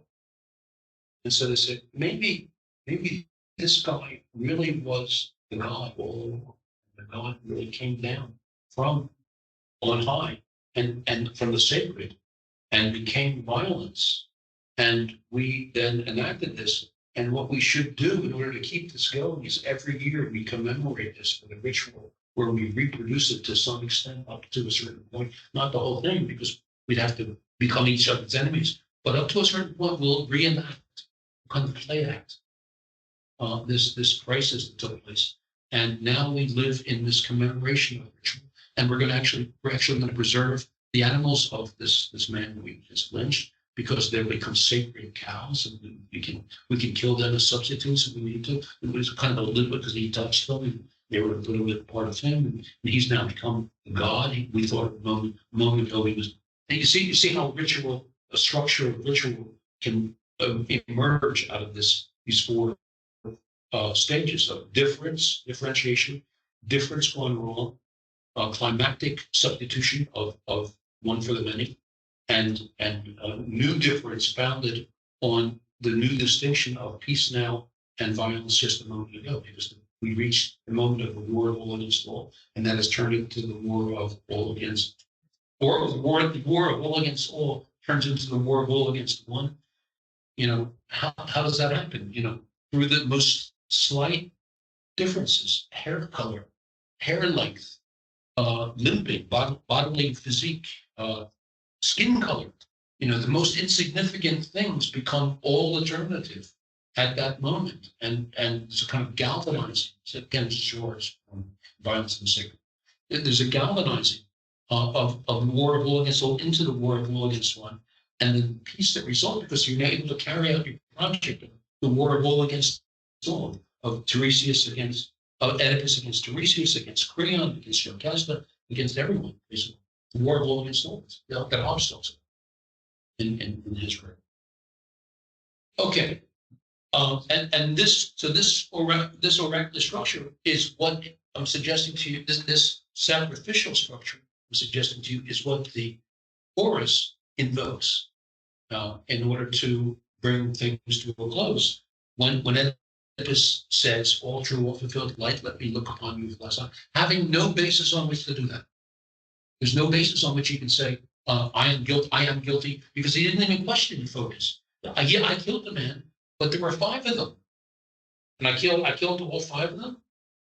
You know, but don't we have to do the very thing we summoned him for? Ask him what happened to Thoth. It's never raised. The focal question is never raised. The question of focus is never comes up again. And so why would Sophocles? Why would he do this? It seems to me, in some ways, Sophocles is talking about the inefficaciousness of sacrificial structuration, and that the possibility of alternative ways of responding. What would those alternative ways of responding?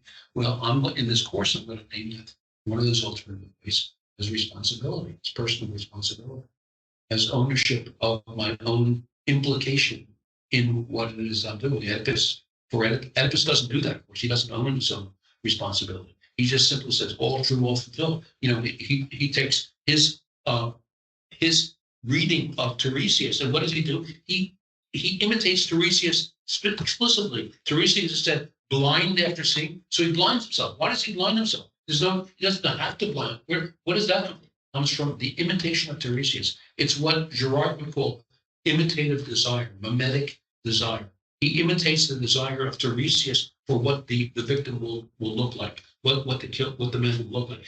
Tiresias, we found lines where Tiresias said, a native Theban who's not a Theban, turns out to be a native Theban, who we don't think to be a native Theban, but who's also blind.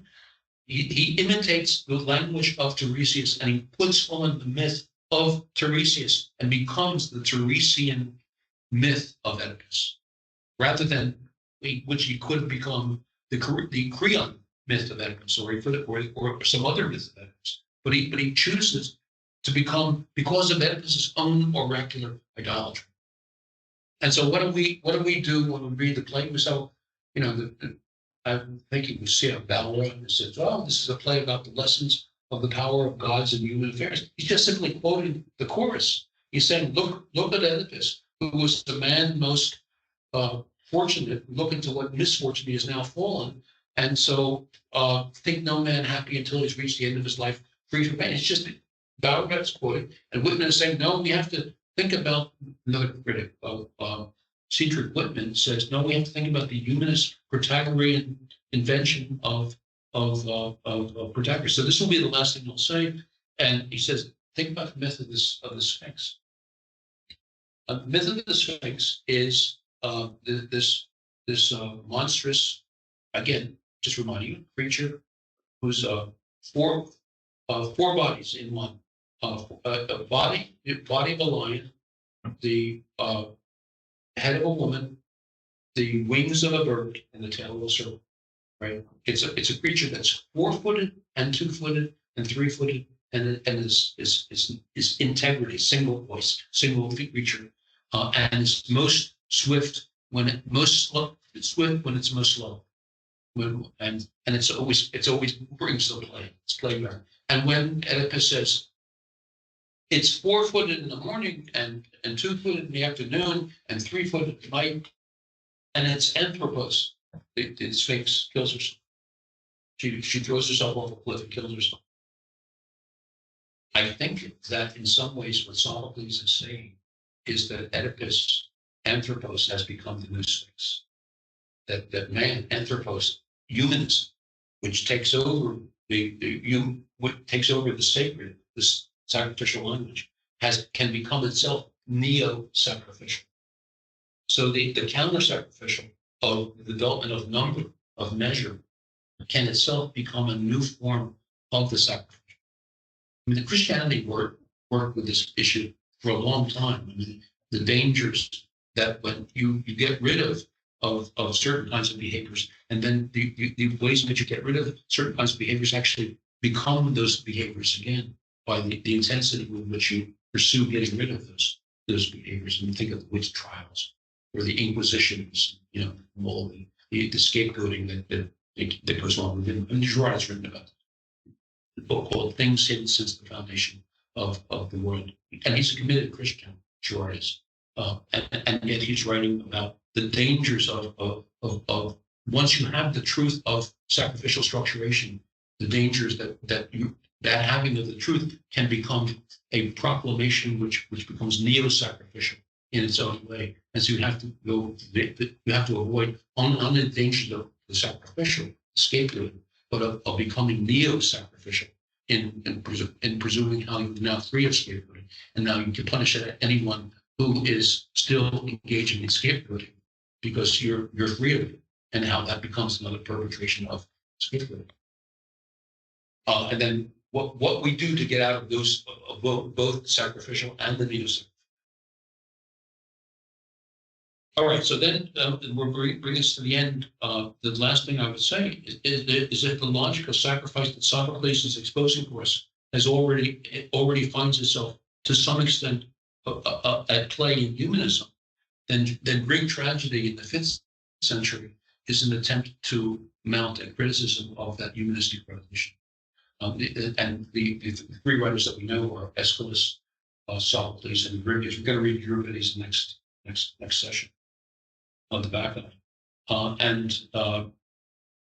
We don't need to go into detail as to how they do it, but this is Sophocles' contribution to this, what I call this tragic prophetic reading, because it seems to me it's a new form of prophetic reading, and that literary reading, it's the last and 10th stage of this, should be for us to understand tragedy, not the way certain critics like Sandor, who simply adopt one of the myths circulating, either the coercive view or Tiresian view, or the political view that Oedipus first argues, but sees the play as a mechanism which is exposing all of these things and reading in the language that I would name as prophetic in a different way from the Tiresian way.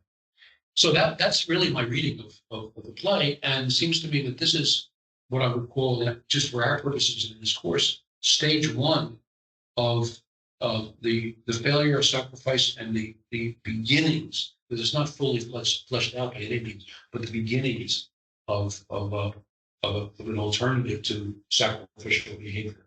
And it seems to me Levinas is going to offer us that alternative in the ways that we tried to talk about last time. But it seems to me that there's so much going on. I think maybe at this point I should stop and open it to questions. Yes, if we may interrupt you for a minute, because we have only 20 minutes, and maybe we can try somehow to establish like a discussion or conclude, or I would say even translate this deep narrative analysis, because our audience, we would say it's not usual for healthcare professionals, for students, and for people who are not so much engaged in literacy and philosophical analysis and so on. So if I may interrupt you, just could you please help us maybe to translate the meanings you presented here, especially and morals, which come from Oedipus myth, to a little bit like more, I would say, daily life, or should we try to project these ideas into professional activity? Because, for example, in healthcare, we have, we have like big demand for recommendations. So health professionals, or even students, they need a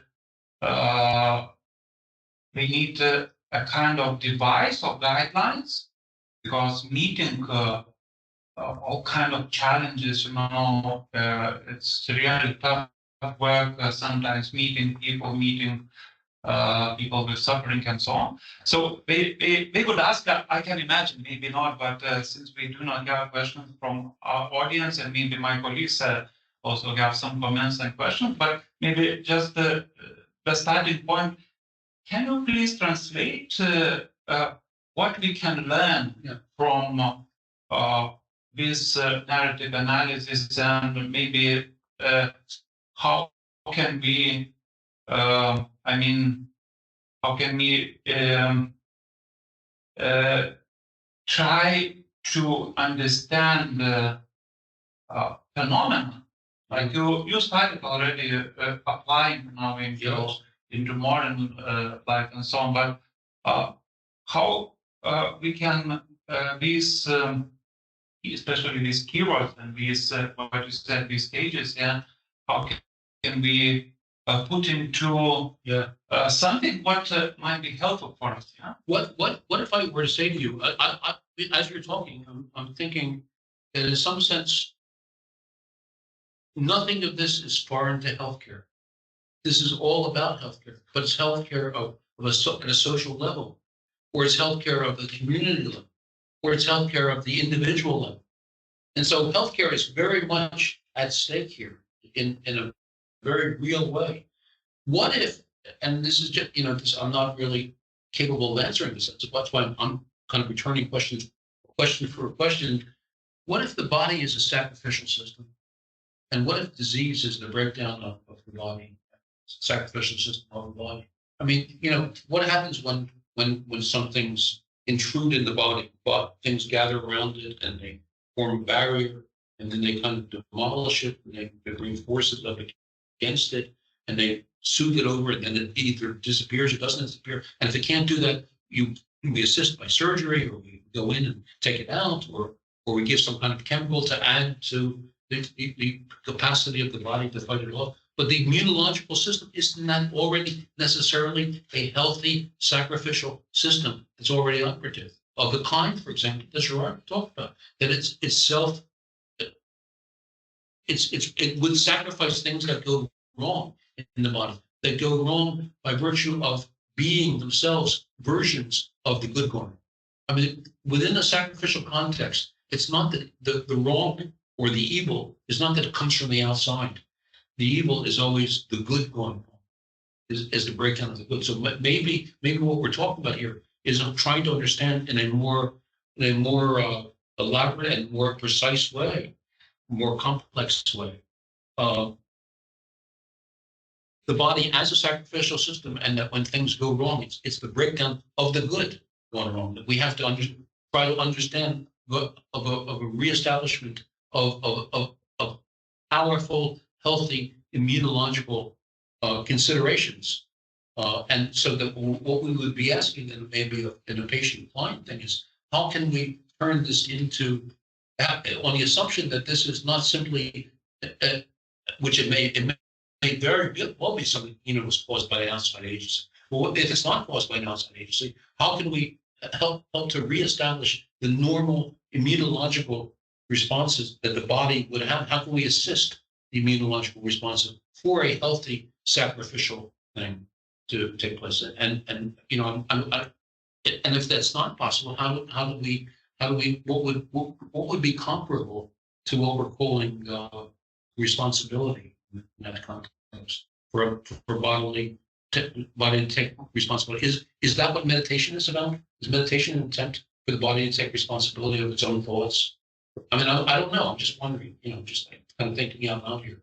But what ways in which the body could take account of itself? They say in meditation, you let the thoughts come, you let the thoughts do what thoughts do, because thoughts will never stop. They'll simply come, and you have to learn to not intrude upon them, not to observe them. And maybe there are practical suggestions within a clinical context for doing that. When I was doing my preparation for this, I happened upon one article that we're going to actually look at later on in this course, short course. I think it's called Levinas and Medical Ethics, and it's written by a man who has been reading Jacques Derrida, and Jacques Derrida wrote a long essay on Levinas, which is about the notion of hospitality or welcome.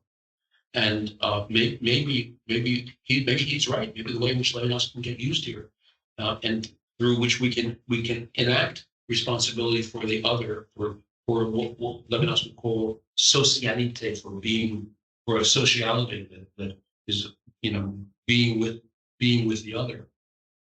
Maybe the way in which we can do it is through something like welcome, through something like hospitality.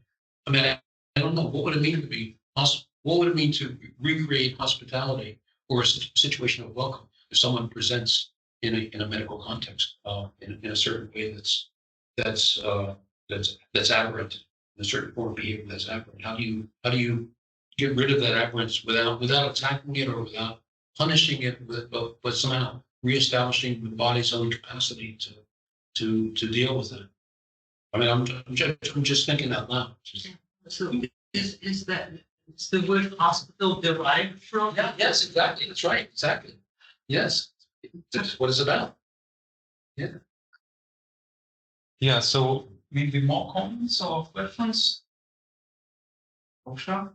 Yeah, well, maybe I just had this one, but because I'm not in the medical profession, I'm in literature too. I'm a professor, professor in literature.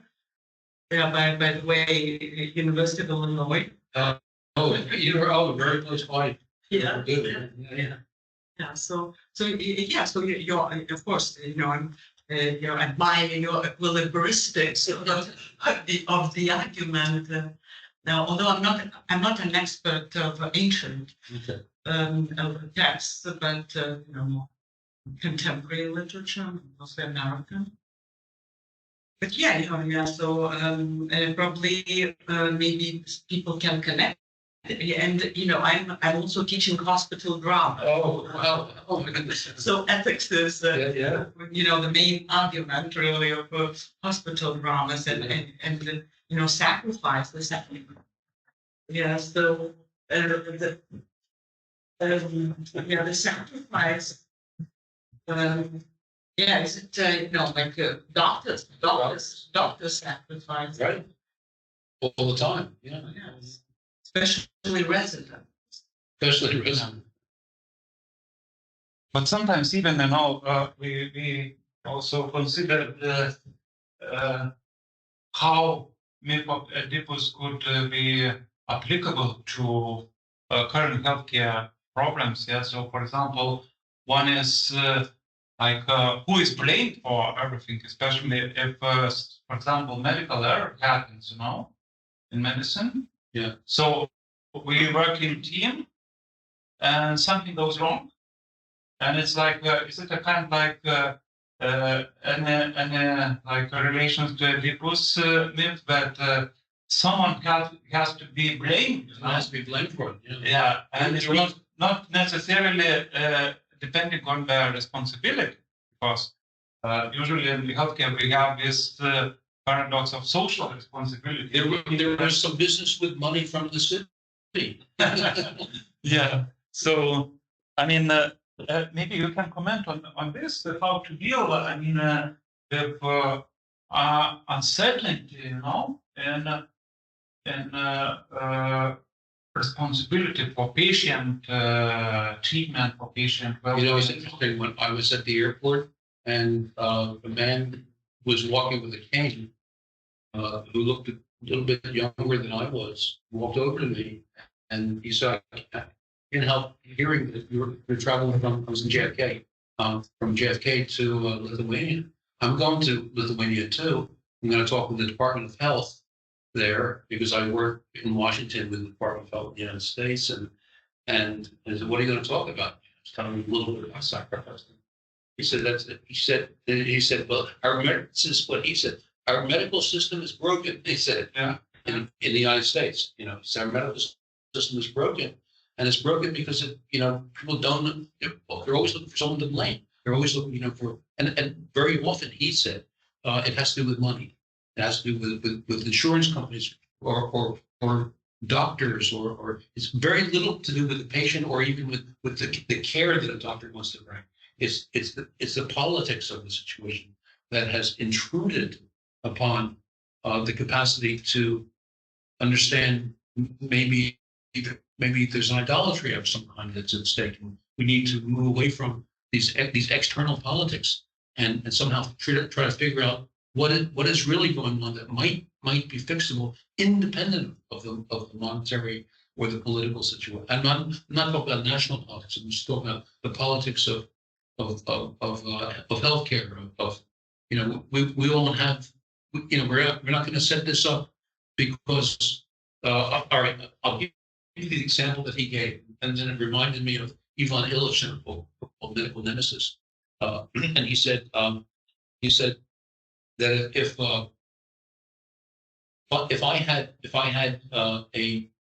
I have cancer and someone comes in and says I have a cure for it, and they cure it, the doctor gets paid once and the insurance company gets paid once. But what if they bring in, so well, this will partially cure it, get rid of the symptom, but you'll have to keep coming in every year with this, and of course because you do, we have to keep charging you with this. He said, that's how do you get out of that chain? In other words, and then that made me think about the book Medical Nemesis by Ivan Illich, when she said, if someone comes up for a cure for cancer, they go to the building in which research on cancer is going on. There's no place in which they can bring it because they don't want it there. Because if you cure for cancer, then you can't charge for it's over and done. You can't charge for more treatments. And now this sounds really cynical to me, but I wonder. There's more and more people now beginning to talk about. And again, this is not something I invented, but words that I'm hearing from the brokenness in the United States, at least, of the medical situation. And I don't know the medical situation here, but I mean, one has to maybe try to free it from. Maybe would be an area in which one wants to try to free it from any version, any trace of sacrificial systems. In order to allow these natural sacrificial systems that are still or could be still working in the body to continue to function. So maybe there's the sacrifice that's going on within the body that we have to try to promote, try to develop the immunological sacrificial ways of thinking, while at the same time we have to get rid of the political and the monetary and the other forms of sacrificial behavior that stop effective treatments. So maybe there's a competition of different kinds of systems of sacrificial behavior, just like there is in the play Oedipus, and just like there's the view that Tiresias and Creon are the source of the problem. There's the view that Oedipus is the source of the problem. There's the view from the chorus that it doesn't matter who's the source of the problem. Just so we have someone who can arbitrarily take on the goal of scapegoat. And those are very, very different approaches. Very, very different approaches to things. So maybe maybe the lesson of the play is to try to free ourselves from sacrificial systems to something like again, I'm going to probably get tired of hearing this. Of course, individual responsibility, ownership of what Levinas says, the responsibility that we already have. It's built in, not that we're adopting, but that we are acknowledging. That for Levinas, responsibility is not something that we adopt as a consequence of freedom, which is the Sartrean position. And Levinas said we have to recognize that we are always already responsible or the other, and that we have to either own that responsibility or not. Levinas is fond of saying it's not, and Richard Cohen has talked about this probably, it's not loving the other as you love yourself, but loving the other is yourself. Not loving the other as yourself, but loving the other is yourself. Is it an ideal, or is it it doesn't exist? So The ideal is the acknowledgement, but the structure already exists. The structure already, this is our obligation. Whether we choose to fill it or not, it remains our obligation. You know, we are obligated to what Levinas would call sociality. He says explicitly, all I'm trying to do in all my work is a phenomenology of sociality. What does that mean? Phenomenology is a study in philosophy of happenings, or sometimes called intentionalities. That's the word that's used. But it's intentionality not as a thought pattern or the author's intention. It's the actions, the agendas, really the agendas, how you regulate the happenings, what takes place, the performances. It's performative. Phenomenology is a study of performance rather than meanings. It's not a study of meanings, it's a study of what we, or how meanings become functions of performatives. And so, but what is a phenomenology of sociality? It's the fact that performing in the social context is, in fact, the only way we can function. That when we're deprived of that social context, we actually die. That is precisely death is in some way our withdrawal from the social context. And and there's examples that I have come across myself in Levi-Strauss and other people, other writers who say, if you withdraw all social connections, the person dies. That we are social beings. Sociality is the way in which we function, even though we define ourselves by negative imitation. We're going to be individuals. Ego is simply negative imitation of sociality. Negative imitation of sociality. I'm myself and everything that society derives from me. In fact, that's simply the negative imitation of what these people like Levi-Strauss and Levinas all think is really primary. It's really fundamental. Is that which what we mean by fundamental in this context is everything derives from it. It doesn't derive from anything else. So what would be fundamental would be sociality. yeah, but not as being a monkey, but responsibility. But to be responsible. In other words, so responsibility would be our capacity to respond. Our capacity to respond, which Levinas says goes through the face, which he says the face is itself the capacity to respond. The eye-to-eye contact, because we can look at a nose, we can look at a mouth, we can look at a teeth, and they're opaque. But when if I'm looking at you, you're looking at me, which is looking at you, which is it's deadness. It's what Levinas calls the container within the contained, or the more within the less. It's not, the artists understand this. They have a picture of a mirror, and you can see in the mirror the duplication in the mirror of a duplication in the mirror of a duplication in the mirror. It's smaller and smaller, and the only limit is that you can't see it anymore. It's too small. I think it's called an appropriation in certain kinds of Italian painting. But Derrida, Jacques Derrida, picked up this idea and used it in thinking in certain way.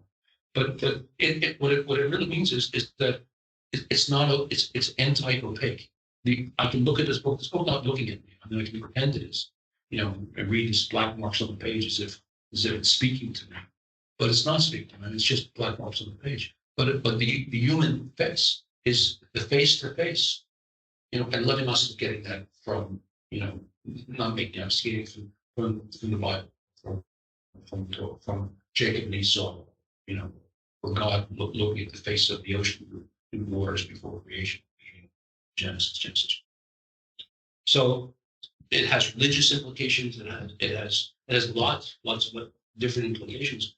But sociality would be in some sense the key here. So I think let's come back to your question. The question, how does this play relate to the situation that goes on in the medical ethic context I think the answer is it has to do with socialities. So you have to understand how sociality is linked to what is presenting itself in the practice, in the clinic, in the hospital, and how a kind of rupture with that sociality might be at stake here, and how you can free the individual. I mean, I recognize this makes it very complex and much more difficult, but how you would free an individual from the damage that this rupture with sociality has caused. How do you repair that ruptured relationship to sociality? That would be the arena, the domain in which I would look for some kind of repair to take place. Yeah. Thank you very much, Professor. Unfortunately, we have to finish today, but we also is going to have next meeting next Tuesday, so we invite also to join. And you're probably going to continue, yeah? Yeah, we're going to continue. With this kind of narrative analysis. Yes. The next play we'll be reading will be the bad guy, which is, he's a contemporary of Sophocles, so we will read Euripides. Yeah, so thank you very much, and see you next Tuesday. So we finish this meeting today. Thank you. Thank you. So you can come on the first. You can only.